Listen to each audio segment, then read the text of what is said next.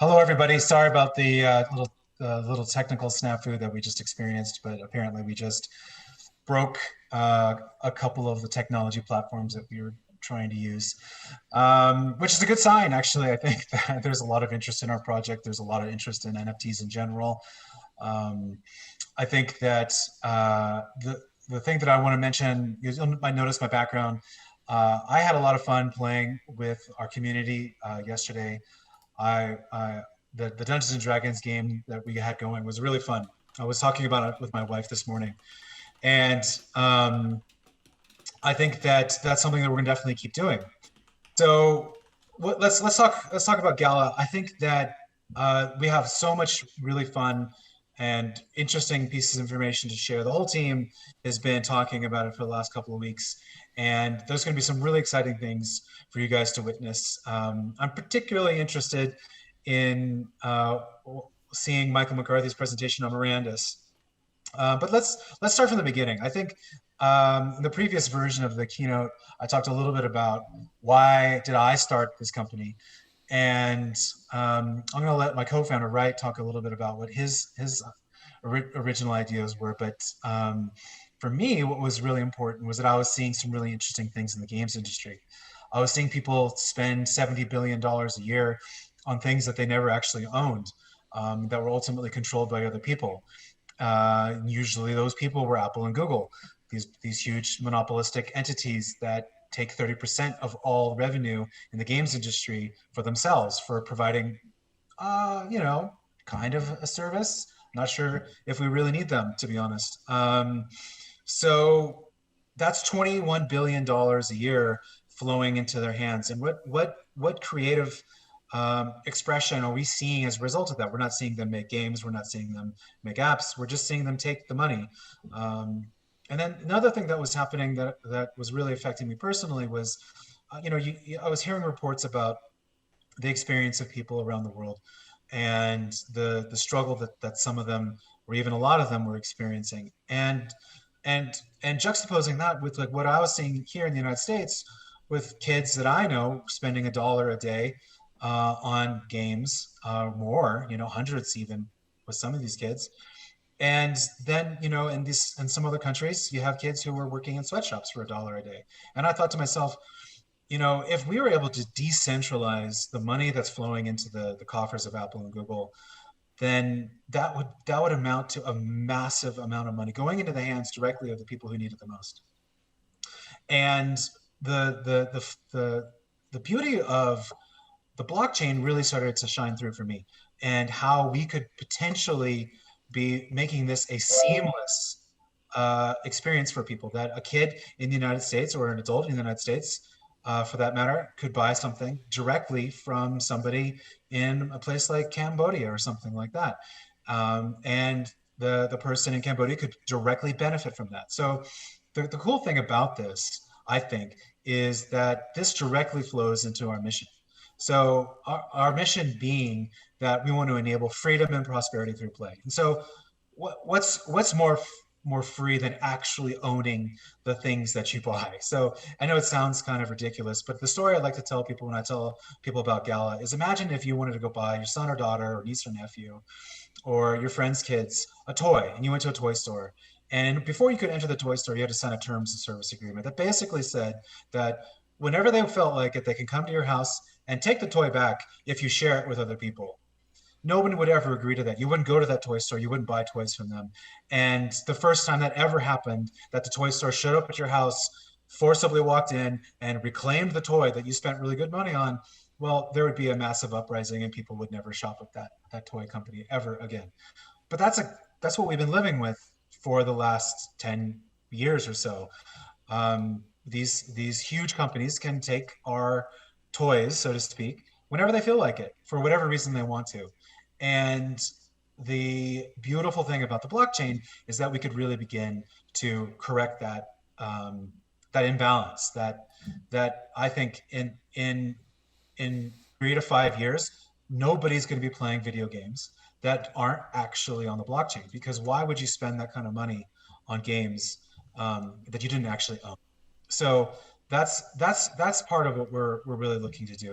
And I think that the other part is that, you know, there's this huge secondary market in the video games industry. It's something like $50 billion a year are spent buying and selling game assets, and it's all in this gray market kind of experience where you're very likely to purchase something from a hacker than you are from um, a real game player.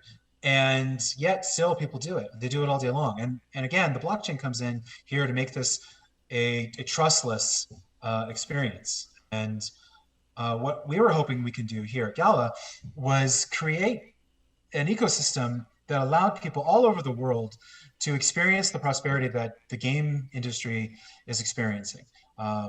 You know, the games industry is something like $150 billion a year if you add in all the secondary market stuff. And why not share that with people? Why not create more of that opportunity for others? And so that's what we did. We actually went and did that.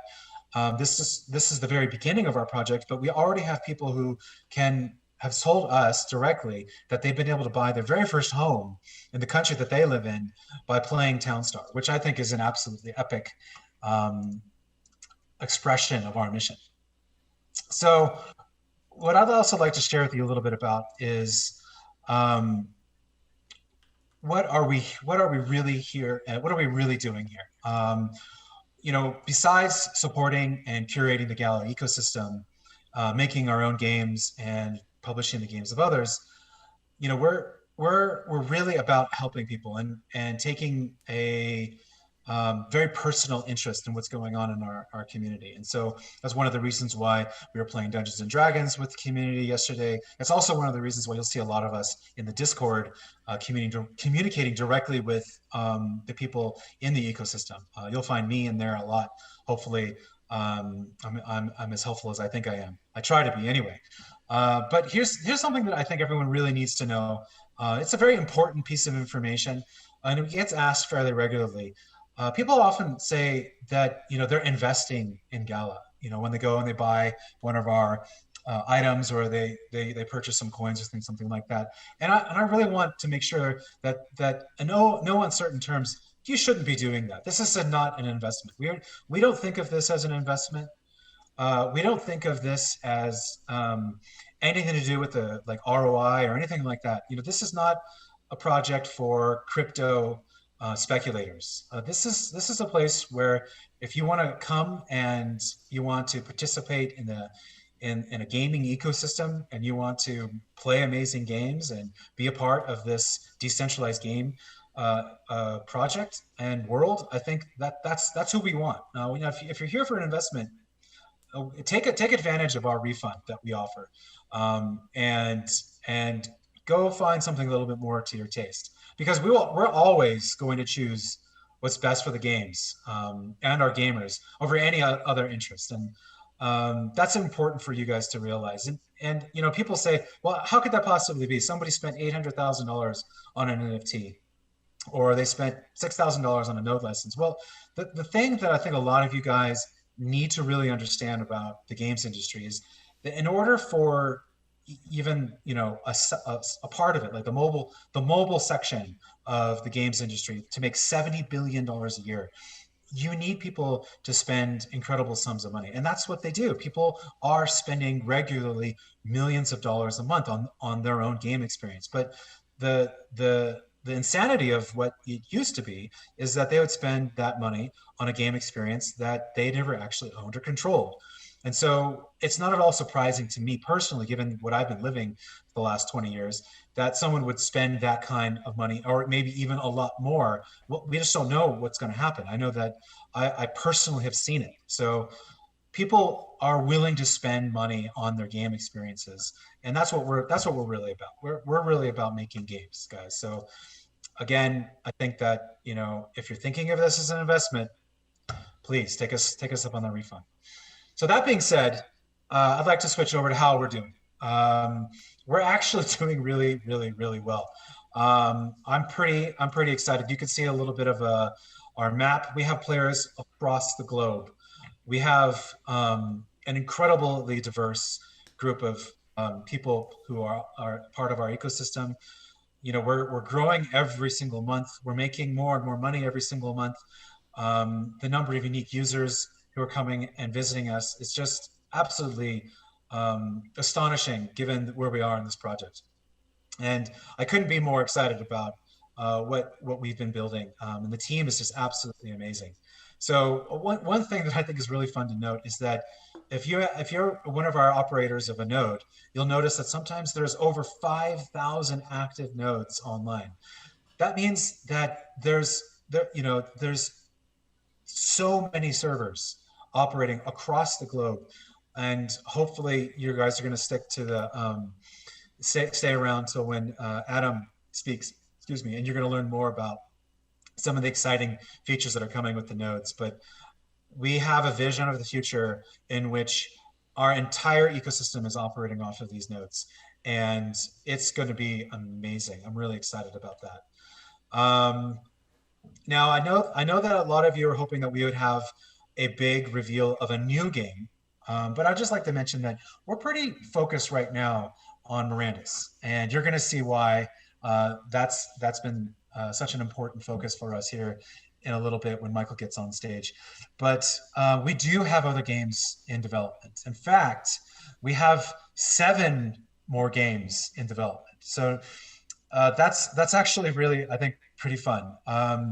We're having a lot of fun coming up with the new game experiences that we're creating. We're working with some third-party studios. We're even working with some very large, very well-known AAA game studios that once we're clear to share with you guys what those images are, we're going to be really excited to do that. But you can get a sense here of the kinds of games that we're looking at building. We really think that the entire games industry can fit inside the blockchain. So we're going to make tons of different types of games, guys. Probably the first game that you're going to see here pretty soon is a tower defense. It's a personal favorite of mine. I enjoy strategy games. I like tower defense. And I think it really kind of works pretty well with the whole idea of NFTs and land and upgrades and different things like that. So I think the fun thing about this game is that it's going to be based on the Binance Smart Chain. So we announced a little while ago that we were going to be working with Binance. And, I think a lot of our users have been experiencing issues with Ethereum, and rightfully so. It's been kind of a pain in the ass, guys. I'm sorry about that.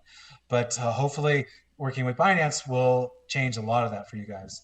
We also are talking to, as you know, Flare and Matic, but this first one is going to be focused on Binance. Unless something changes, you never know. Things can shift around. We hope to have our first token drops coming by sometime around the end of March. If it's not the end of March, it'll probably be in April, but it's coming soon. Oh yeah, okay. So this is really fun. The next item on our little PowerPoint here is something that we've been thinking about for a while. The Gala Game Fund. So as a lot of you know, there's a big chunk of Gala that's been set aside for ecosystem development. And we are going to be moving 2 billion Gala into a wallet that's designated for the Gala Game Fund. And the cool thing about this is that if you're a game developer, go check out gala.fund and submit a proposal to us.